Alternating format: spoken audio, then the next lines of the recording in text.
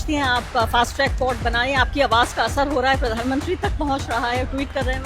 देखिए, सबसे पहले तो मैं यही कहूँगी कि बहुत ही शर्म की बात है कि प्रधानमंत्री को इतना वक्त लग गया रिस्पॉन्ड करने में। फाइनली जवाब पहले उनको ये देना चाहिए था कि उन्होंने शिक्षा मंत्री को अभी तक बर्खास्त क्यों नहीं किया और एनडीए को डिसबैंड क्यों नहीं किया।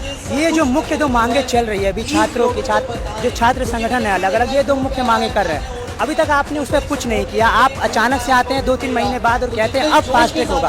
कितना फास्ट ट्रैक कर रहे हैं? वो झूठ बोल रहे हैं, वो बरगलाने की कोशिश कर रहे हैं और कुछ नहीं है इसके अलावा। हम हर बार इंतजार करें कि कोई घटना होगी, प्रदर्शन होगा और फिर फास्ट ट्रैकिंग होगी। आप पहले उसकी जड़ खत्म करिए ना।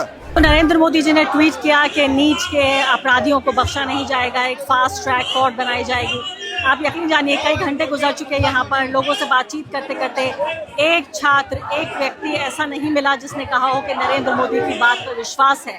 सिर्फ और सिर्फ एक बात सुनने में आ रही है कि नरेंद्र मोदी झूठ बोल रहे हैं। नरेंद्र मोदी के ये छल करने का एक और तरीका है। फिलहाल शोर का आलम यह है, यहाँ पर हर तरफ अलग अलग जत्थों में लोग यहाँ पर पहुँच रहे हैं। सबसे बड़ी बात आप ये देखिए कि एक व्यक्ति जो ये कहता है कि सबसे लोकप्रिय प्रधानमंत्री है भारत के इतिहास का, लॉन्गेस्ट सर्विंग प्राइम मिनिस्टर वो हो सकते हैं, यानी अब तक नेहरू से भी ज़्यादा, कुछ दिन ज़्यादा शासन करने वाले प्रधानमंत्री। लेकिन मुझे लगता है कि अब तक के सबसे ऐसे प्रधानमंत्री जिसकी बात पर कोई विश्वास करने को तैयार नहीं है, एक ऐसा व्यक्ति जिसकी कोई क्रेडिबिलिटी बाकी नहीं है। प्रधानमंत्री अपने ट्विटर हैंडल से पहली बार जंतर मंतर पर बैठे हुए इन प्रदर्शनकारियों को संबोधित कर रहे हैं, लेकिन उनकी किसी बात पर वादा कर रहे हैं, लेकिन उनकी किसी बात पर कोई विश्वास करने को तैयार नहीं है। आप हैरान हैं इस बात पर?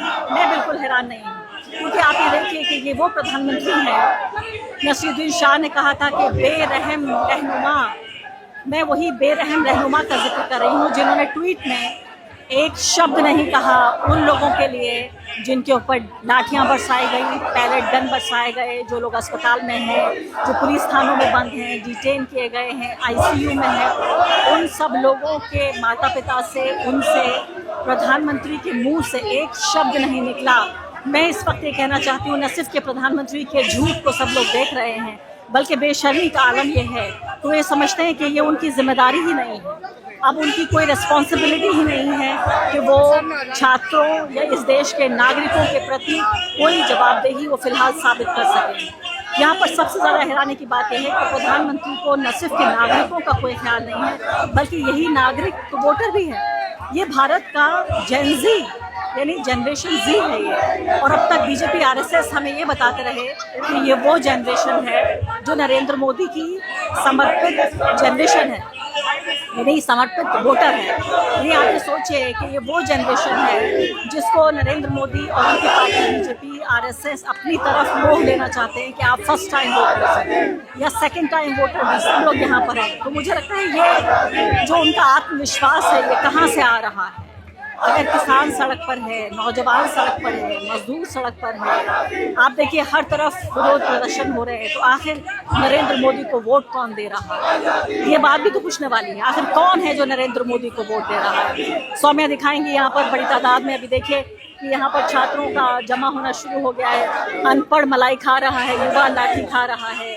इसके बाद ये देखिए आप इस तरह से अलग अलग तरीके से जेनजी का एक बात करने का अंदाज है जो मेरे जैसे लोगों के शायद मन मस्तिष्क के लिए बहुत ज़्यादा है, जिसमें गाली गलौज की एक भाषा, एक सेक्सुअलाइज लैंग्वेज का इस्तेमाल किया गया। लेकिन इस सेक्सुअलाइज लैंग्वेज में जो गुस्सा है उसको आप देखिए, ये मत देखिए कि लैंग्वेज सेक्सुअलाइज यूज़ की है, आप देखिए कि कहना क्या चाहते हैं। हो सकता है मेरी पीढ़ी और उनकी पीढ़ी में फ़र्क हो, और हमारी पीढ़ी की जो अपनी एक तरह की जिसे हम डिसेंसी कहते हैं, पब्लिक डिसेंसी, वो इस पीढ़ी पर लागू ना होती है। तो इस तरह से नरेंद्र मोदी के लिए वो शब्द कहे गए जो कभी किसान आंदोलन में नहीं कहे गए, कभी जो है शाहीन बाग के आंदोलन में नहीं कहे गए, कभी किसी जो मजदूरों का आंदोलन है उन्होंने नहीं कहा।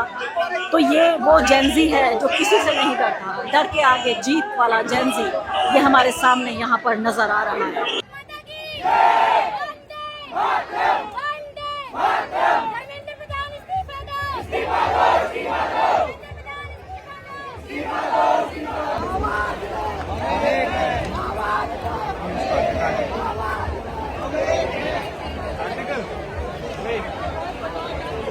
शबे फुरकत में जागा हूँ फरिश्तों अब तो सोने दो, किसी रोज़ कर लेना हिसाब आहिस्ता आहिस्ता।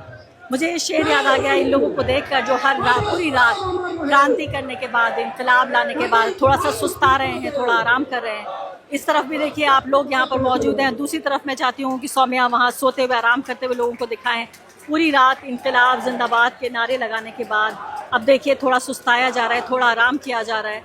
अब सूरज निकल चुका है और कई घंटे हो चुके हैं सुबह हुए हुए, तो मैं देख रही हूँ कि हम कई घंटे से यहाँ पर मौजूद हैं, मैं और सौम्या, और लगातार भीड़ बढ़ती हुई देख रहे हैं। जब हमने यहाँ दाखिल हुए थे सुबह सुबह तो देख रहे थे बहुत कम लोग मौजूद थे, सिर्फ स्टेज बना हुआ था, लोग कुछ बातें कर रहे थे। अब तक कई संगठन के लोग आकर जा चुके हैं और कई संगठनों के लोग आकर चले जाएंगे। प्रोटेस्ट का ये चौथा दिन है और चौथे दिन अब पूरे तरीके से ऑर्गेनाइज नज़र आ रहा है। यहाँ पर पानी की व्यवस्था है, जो लोग चाहें उनको खाना भी मिल सकता है। इसके अलावा सबसे जो प्यारी बात लगी वो ये कि मदद करने के लिए लगातार हाथ से हाथ मिलाकर एक ह्यूमन चेन बनाई जा रही है और सबकी मदद करने के लिए लोग ये कह रहे हैं कि हमसे जो आप कहेंगे वो हम आपके लिए करेंगे, चाहे वो कूड़ा उठाना हो, खाना बनाना हो, या पानी देना हो किसी को, या टेंट लगाना हो, या दवाई देनी हो। अलग अलग चेहरे, अलग अलग रूप हैं, लेकिन सब मदद करने के लिए बिल्कुल एक तरह से बेताब है। ऐसा लगता है कि फिर से जो पूरे तरीके से आज़ादी की दूसरी लड़ाई का जो जिक्र हो रहा है, उसी लड़ाई की बात यहाँ पर चल रही है। और प्रधानमंत्री का एक ट्वीट आ गया है, पहली बार चौथे दिन इस पूरे प्रोटेस्ट के प्रधानमंत्री बोले हैं, और बोले हैं तो क्या खूब बोले हैं। वो कह रहे हैं कि लीक जो हुआ है पर्चा नीट का, उसके अपराधियों को सजा दिलाने के लिए फास्ट ट्रैक कोर्ट बनाया जाएगा। प्रधानमंत्री यहाँ पर जो कह रहे हैं, तो इस वक्त हमारे साथ यहाँ पर युवा क्या सोच रहे हैं प्रधानमंत्री के इस ट्वीट पर, कि वाकई उनके वादे पर, उनके इरादे पर कोई विश्वास हो रहा है, क्या वो उनकी बात पर विश्वास कर रहे हैं, कोई कॉन्फिडेंस है। हमारे साथ इस वक्त क्रांतिकारी युवा संगठन KYS के कुछ दो नेता यहाँ पर मौजूद हैं, छात्र नेता हैं, और ये लोग बहुत सालों से लड़ाई लड़ रहे हैं और अब ये जो जंतर मंतर पर लड़ाई चल रही है छात्रों की, उसमें भी शामिल हो गए हैं। क्या नाम है आपका? मेरा नाम भीम है। भीम जी, ये बताइए कि ये जो पूरी बात हो रही है, आपने लिखा है कि राष्ट्रपति हो या मजदूर का बच्चा, सबको मिले समान शिक्षा। बड़ी खूबसूरत ये बातें सुनने को मिल रही हैं, और एक ऐसे देश में जो लगता था कि बहुत तेज़ी के साथ फाशीवाद के अंधे कुएं में गिर रहा है, ऐसे में आप सोचिए इनकलाब जिंदाबाद के नारों से ये पूरा गुलशन एक तरह से आबाद हो गया है, ये गुलजार हो गया है। भीम जी, ये जो कह रहे हैं PM मोदी कि हम फास्ट ट्रैक कोर्ट बनाएंगे, पहली बार PM बोले हैं, अच्छा बोले? बहुत देर से बोले, पर ये नाकाफ़ी है। इस पे काम करेंगे, फास्ट ट्रैक कोर्ट बना के आप काम करेंगे। तुरंत तो ये होना चाहिए था कि आपको शिक्षा मंत्री को बर्खास्त करना चाहिए था। जवाब पहले उनको ये देना चाहिए था कि उन्होंने शिक्षा मंत्री को अभी तक बर्खास्त क्यों नहीं किया और NDA को डिसबैंड क्यों नहीं किया। ये जो मुख्य दो मांगे चल रही है अभी छात्रों की, जो छात्र संगठन है अलग अलग, ये दो मुख्य मांगे कर रहे हैं। अभी तक आपने उस पर कुछ नहीं किया। आप अचानक से आते हैं 2-3 महीने बाद और कहते हैं अब फास्ट ट्रैक होगा। कितना फास्ट ट्रैक कर रहे हैं? कितना फास्ट करेंगे? कितना फास्ट कर रहे हैं ये भी बता दीजिए कि वो 1 घंटे में होगा, 2 घंटे में होगा, 3 घंटे में होगा। ऑलरेडी 2.5 महीने हो चुके हैं। तो अगर 2.5 महीने से अगर आप बैठे हुए थे, आप इंतजार किस चीज़ का कर रहे थे? तो हमें प्रधानमंत्री के इस बोल पे एकदम भरोसा नहीं है। उन्होंने पहले भी इन ऐसे कामों को लेकर के, ऐसे जो गड़बड़ियाँ हुई हैं, उसे फास्ट ट्रैक कोर्ट बिठाने की बात की है, लेकिन वो सालों सालों घिंच के चला गया। तो इस पे हमको भरोसा नहीं है। हमको तभी प्रधानमंत्री पे भरोसा होगा, उनकी बातों पे भरोसा होगा। इमीडिएटली शिक्षा मंत्री धर्मेंद्र प्रधान और NTA दोषी पाया गया है पेपर लीक में, तो उनको तुरंत NTA को डिसबैंड किया जाना चाहिए और शिक्षा मंत्री को बर्खास्त किया जाना चाहिए। अगर ये तुरंत इमीडिएटली वो नहीं करते, इसका मतलब वो झूठ बोल रहे हैं, वो बरगलाने की कोशिश कर रहे हैं और कुछ नहीं है इसके अलावा। बरगलाने की कोशिश कर रहे हैं। आप मुझे बताइए, बरगलाना, लेकिन कम से कम आप आज का कोई असर तो हुआ? कम से कम प्रधानमंत्री बोले तो बोले। देखिए, सबसे पहले प्रधानमंत्री की इतनी लंबी चुप भी बहुत कुछ बोलती है कि वो फिर से बचाना चाहते हैं। दूसरी बात, ये देश की जनता चुप है, ये देश की सड़कें आबाद हैं और ये सड़कें लगातार इन मांगों को उठा रही हैं कि आप हमारे शिक्षा और रोजगार के मुद्दे को दरकिनार नहीं कर सकते। हम ये मांग लगातार उठा रहे हैं, आखिर क्यों प्रधान जी के बच्चे जो हैं वो विदेश में पढ़ें? क्यों नहीं प्रधान जी के बच्चे हों या इस देश का चपरासी का बच्चा हो, चाहे राष्ट्रपति हो या मजदूर का बच्चा हो, सबको एक समान शिक्षा क्यों नहीं मिले? ये लड़ाई हम पहले से लड़ते आ रहे हैं, लेकिन अभी जो पेपर लीक की घटना हुई है, हम उसके लिए तो धर्मेंद्र प्रधान की बर्खास्तगी की मांग कर ही रहे हैं। और फास्ट ट्रैक कोर्ट से कुछ नहीं होगा? देखिए, पहली बात है, फास्ट ट्रैक कोर्ट में पहली बात है खो, दूसरी चीज़ है कि हम हर बार इंतजार करें कि कोई घटना होगी, प्रदर्शन होगा, फिर फास्ट ट्रैकिंग होगी। आप पहले उसके जड़ खत्म करिए ना। हमारे देश में 150 करोड़ आबादी में सिर्फ और सिर्फ 13 लाख डॉक्टर हैं। हम हर साल सरकारी संस्थानों में 60,000 डॉक्टर बनाते हैं। एक डॉक्टर अगर दिन में 200 मरीज देख रहा है, जबकि उसे 20 मरीज देखना चाहिए। हमें अपने से 20 से 25 गुना डॉक्टर्स और चाहिए आज के दौर में, और हम बना रहे हैं बहुत कम। होना तो ये चाहिए था कि प्रधान जी को और नड्डा जी को साथ में मिलके, शिक्षा और स्वास्थ्य मंत्रालय साथ में मिलके अपना एक ये तय करती कि नहीं, हम साल में 20-20 लाख डॉक्टर बनाएंगे। हम पढ़ेगा लिखेगा भारत, तभी तो आगे बढ़ेगा। तो लगता है कि बहुत ज़्यादा ज़रूरत नहीं है डॉक्टर इंजीनियर की, क्योंकि उन्होंने हिंदू देश बना दिया है, तो अब इसके बाद डॉक्टर इंजीनियर की ज़रूरत नहीं है। हिंदू देश हो मुसलमान देश हो, हिंदू बीमार पड़े मुसलमान बीमार पड़े जाएगा तो अस्पताल ही, हिंदू का बच्चा हो मुसलमान का बच्चा हो जाएगा तो स्कूल ही। तो सब जो स्कूल और शिक्षा और स्वास्थ्य की जो बुनियादी मुद्दे हैं, ये मुद्दे जरूरत। तो अब प्रधानमंत्री ने जो बोला है कि फास्ट ट्रैक कोर्ट बनाएंगे, क्या उन्हें आपको विश्वास की बात पे, या वो झूठ बोल रहे हैं या वो सच बोल रहे हैं? देखिए, हमें अभी तक भरोसा नहीं है। हमें प्रधानमंत्री जी से हम कहना चाहते हैं, आप फास्ट ट्रैक कोर्ट बनाने की बात कर रहे हैं, लेकिन आपके लिए प्रधान जी सबसे इम्पोर्टेंट है। There is nothing important than welfare of the people. लेकिन वेलफेयर ऑफ द पीपल हो रहा है कि वेलफेयर ऑफ धर्मेंद्र प्रधान हो रहा है, ये सवाल तो उठ रहा है। दूसरी चीज जो हम लगातार यहाँ से मुद्दा उठा रहे हैं, वो ये है कि प्रधान जी के राज में ये पहला पेपर लीक नहीं था। 2024 में पेपर लीक हुआ, हम लोगों ने संघर्ष किया। उस समय ये हमें कहा गया कि हम पूरी की पूरी व्यवस्था को कर देंगे। आपने कमेटी बनाई, कमेंडेशंस को आप नहीं मानते हैं। कमेटी आपको बार बार चेताती है कि आप ये स्टेप्स लीजिए ताकि पेपर लीक को रोक सके, आप उन्हें दरकिनार करते हैं, और देखा जाता है 2026 में फिर से it's a pattern repeating itself. And Dharmendra Pradhan is the head of the crisis, उनको हटाइए। लेकिन we are also saying Dharmendra Pradhan इकलौते क्राइसिस नहीं है। हमारी ये मांगे जो है इस व्यवस्था में दोहरेपन की है। हम अब से आखिरी सवाल के, अभी तक तो बात हो रही थी कि भाई धर्मेंद्र प्रधान का इस्तीफा चाहिए, अब इसी मंच से आवाज़ आ रही है कि हमें तो प्रधानमंत्री का इस्तीफा चाहिए। ये क्योंकि सीधा है, वो सरकार को हेड कर रहे हैं, वो सबसे ऊपर हैं, और उस स्थिति में उनकी देख रेख में सारी चीज़ें हो रही हैं, तो क्यों नहीं उनके पद से इस्तीफा उनका मांगा जाना चाहिए। ऐसा वो क्या कर पाए हैं इस बहुसंख्यक आबादी को, उनके जो सुविधाएं शिक्षा स्वास्थ्य दे पाने में, ना रोजगार दे पाने में सफल हो पाए हैं, ना वो शिक्षा दे पाने में सफल हो पाए हैं, ना इलाज दे पाने में सफल हो पाए हैं, ना घर दे पाने में सफल हुए हैं।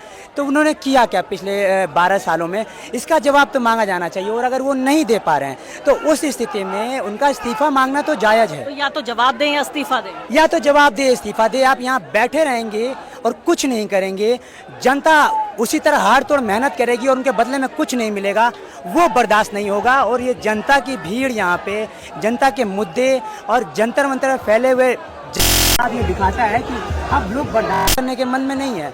वो बहुत बर्दाश्त कर चुके हैं, महंगाई बर्दाश्त कर चुके हैं, शिक्षा बर्दाश्त कर चुके हैं, बिना इलाज के बर्दाश्त कर चुके हैं, अब और बर्दाश्त नहीं होने वाला है। और आगे बढ़ने से पहले एक अदना सी गुजारिश कि आप मेंबर बनिए मेरे चैनल का आरफा खानम शेरवानी।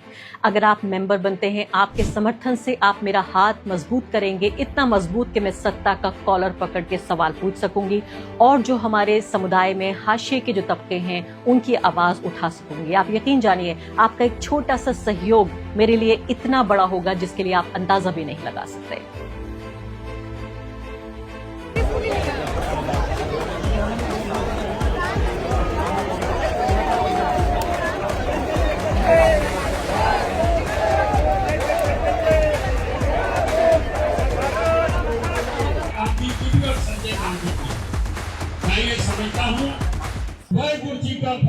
तो प्रधानमंत्री पहली बार 4 दिनों गुजर जाने के बाद चौथे दिन बोले हैं, ये पूरा जो प्रोटेस्ट मार्च जंतर मंतर पर चल रहा है, और कह रहे हैं कि फास्ट ट्रैक कोर्ट बनाएंगे। क्या समझ रहे हैं यहाँ पर बैठे हुए छात्र, क्या उनकी बात से प्रभावित हैं और अब बात मानकर ये प्रोटेस्ट खत्म समझे हम? आप बताइए दानिश, क्या समझती हैं आप? फास्ट ट्रैक कोर्ट बनाएं, आपकी आवाज़ का असर हो रहा है, प्रधानमंत्री तक पहुँच रहा है, ट्वीट कर रहे हैं वो। देखिए, सबसे पहले तो मैं यही कहूँगी कि बहुत ही शर्म की बात है कि प्रधानमंत्री को इतना वक्त लग गया रिस्पॉन्ड करने में फाइनली, क्योंकि लगातार आप देखिए कि 6 तारीख से जब से सीजीआई ने कमेंट किया, उसके बाद 6 तारीख के बाद से जंतर मंतर पे एक प्रोटेस्ट चल रहा है। देश के अलग अलग हिस्सों में हमने देखा कि छात्र नौजवान सड़कों पे उतर के प्रोटेस्ट कर रहे थे, और 20 तारीख से यहाँ पर सिट इन चल रहा है, 28 तारीख से हंगर स्ट्राइक चल रहा है, जिसमें सोनम सर का अभी भी उन्होंने कंटिन्यू कर रखा है। हमारे भी 3 साथी नेहा, मनीष और आमीन यहाँ पर 23 दिन भूख हड़ताल पर बैठे, लेकिन उसके बाद सरकार में इतनी सेंसिटिविटी नहीं थी, इतनी इंसानियत नहीं थी कि प्रधानमंत्री आके कोई वक्तव्य दे दें या धर्मेंद्र प्रधान आके यहाँ पर बात कर ले कि छात्र आखिर क्यों उनसे इतना नाराज़ है। तो ये अभी उन्होंने जो वक्तव्य दिया है, मुझे लगता है इसमें भी बहुत कुछ नहीं वो बोले हैं। जिस तरीके की बात उन्होंने की कि फास्ट ट्रैक कोर्ट्स बनाएंगे, तो उसमें आखिर आप किस लिए इनको बना रहे हैं, ये भी एक सवाल है। क्योंकि बहुत ज़्यादा हमारे साथियों को डिटेन भी किया गया है, उन पे भी कड़ी कार्रवाई की गई है। लेकिन अब प्रधानमंत्री कम से कम वादा तो करें, आप उनकी बात पे विश्वास करती हैं या वो झूठ बोल रहे हैं? देखिए, मोदी सरकार के वादे हम पिछले 12 सालों से सुन रहे हैं और अभी तक हमें नहीं लगा है कि उन्होंने कोई भी अपना वादा जो है वो बेहतरीन तरीके से पूरा किया है। तो उनके अभी भी किसी तरह के जो वादे जिस तरह से आ रहे हैं, मुझे नहीं लगता कि मैं पर्सनली या हमारे बाकी लोग भी जो यहाँ पर मौजूद हैं, जो रियलिटी जानते हैं सरकार की, वो उस पर विश्वास कर पा रहे हैं। और दूसरी बात ये कि जो उन्होंने चीज़ें बोली हैं, मुझे लगता है कि बहुत सारी ऐसी चीज़ें जो उन्होंने नहीं बोली हैं, वो ये नहीं बोला है कि जिस तरीके का लाठीचार्ज हुआ, पुलिस का जो क्रैकडाउन हुआ, उसे उन्होंने कंडेम नहीं किया है। एक शब्द नहीं बोला, एक शब्द उस पे नहीं बोला है। इतना ज़्यादा गंभीर रूप से कई साथी हमारे चोटिल हुए हैं, जिसमें आपने देखा होगा कई जगह मीडिया में चल रहा है कि पैलेट गन्स के भी लोगों पे की शरीर पर निशान है, कुछ लोगों की आंख खराब हो गई है, आंख में भी उनको पैलेट गन लगा। अभी मुझे रिसेंटली पता चला कि एक हमारी महिला साथी है जिनका कान खराब हो गया है, she lost her hearing capacity, क्योंकि कान में उनको पैलेट गन लगा। और बहुत सारे लोगों का रिबकेज पे भी चोट आई है, फ्रैक्चर हुआ है, हाथ टूटे हैं, पैर टूटे हैं। बहुत शर्म की बात है कि ये सब कुछ एक तरह से सब निकल गए प्रधानमंत्री और एक शब्द नहीं बोला इस बात पे। एग्जैक्टली। और किसी पुलिस दमन पे इतना भयानक लाठीचार्ज पे एक शब्द आपने नहीं बोला। धर्मेंद्र प्रधान की इस्तीफे की जो मांग थी, जिस पे लोग यहाँ पर बैठकर लड़ रहे हैं इतने समय से और जिसके लिए लाठियां खा रहे हैं, उस पर भी उन्होंने कुछ नहीं बोला कि क्या वो अब ये इंश्योर करेंगे कि उनका शिक्षा मंत्री थोड़ी जवाबदेही ले ले, थोड़ी सी शर्म दिखा के इस्तीफा दे दे। इस पर भी उन्होंने कोई वक्तव्य नहीं दिया। अच्छा, बड़े बड़े स्टार्स बोल रहे हैं, सलमान खान बोले हैं, माधवन बोले हैं, इसके अलावा कई लोग, हुमा कुरैशी अपने भाई के साथ प्रोटेस्ट में पहुंच गई, आयशा खान धुरंधर वाली पहुंच गई, और ऐसे बहुत सारे लोगों को हम देख रहे हैं बड़ा रिस्क लेकर लोग। नसीरुद्दीन शाह बहुत नाराज होकर बोले हैं। आपको लगता है कि आवाज़ में असर हो रहा है धीरे धीरे? देखिए, मैं ये कहूँगी कि बहुत अच्छा बदलाव हम ये देख पा रहे हैं। अभी थोड़ा सा लेट इस तरह का रिस्पांस हमें आया उन बड़े बड़े चेहरों की तरफ से, लेकिन अब जो आया है तो हम पूरी तरीके से उसका वेलकम करते हैं। और मैं ये मानती हूँ कि आज के दौर का जब इतिहास लिखा जाएगा, जब ये लिखा जाएगा कि जब लोग जंतर मंतर पे बैठकर संघर्ष कर रहे थे, लड़ रहे थे, लाठियां खा रहे थे बेसिक डिमांड्स के लिए, न्याय के लिए, तब वो कौन लोग थे जो हमारे सपोर्ट में, हमारे समर्थन में खड़े हुए थे? वो कौन लोग थे जो सरकार के डर को डिफाई कर कर भी अपनी बात रख रहे थे, खुलकर छात्रों का, नौजवानों का साथ दे रहे थे? और वो कौन लोग थे जो चुप्पी साधे बैठे हुए थे? तो जो लोग भी बोल रहे हैं, बहुत ही बढ़िया बात है कि उन्होंने बोलना शुरू किया। हम जानते हैं कि इस देश में बोलना समय के साथ कितना कठिन होता जा रहा है, अपनी आवाज़ उठाना, सरकार से सवाल पूछना कितना कठिन होता जा रहा है। इसके बावजूद वो लोग बोल रहे हैं, तो उनको बहुत बहुत बधाई कि वो इतनी हिम्मत दिखा पा रहे हैं, बहुत शुक्रिया उनका। और जो लोग नहीं बोल रहे हैं, तो मैं कहूंगी कि अब भी वक्त है, थोड़ा सा इंसानियत दिखाइए, थोड़ा सा देखिए, जंतर मंतर पे आइए। और नहीं आ सकते हैं तो इतना डिजिटल वर्ल्ड में हम रह रहे हैं, हमारे फोन ट्वीट कर दीजिए, एक ट्वीट कर दीजिए, एक बात कह दीजिए, एक स्टेटमेंट दे दीजिए। इतना लोग आप अपने फोन में देख पा रहे होंगे कि छात्रों को किस बर्बरता से मारा गया। और जो छात्र आज पिट रहे हैं, किसी एक छात्र की बात नहीं है, ये एक लोकतंत्र में प्रोटेस्ट के राइट की बात है कि जब भी कोई सड़कों पर निकलेगा, कोई सरकार से सवाल पूछेगा, तो इस बर्बरता का उसे सामना करना होगा। ये एक लोकतंत्र के लिए अच्छी बात नहीं है। तो बोलना बहुत जरूरी है, डेमोक्रेसी की बात है, सभी को बोलना चाहिए। Thank you. मैं वो चाह रही थी कि वो जो आए थे किसान नेता, उनसे बात कर लेते हैं।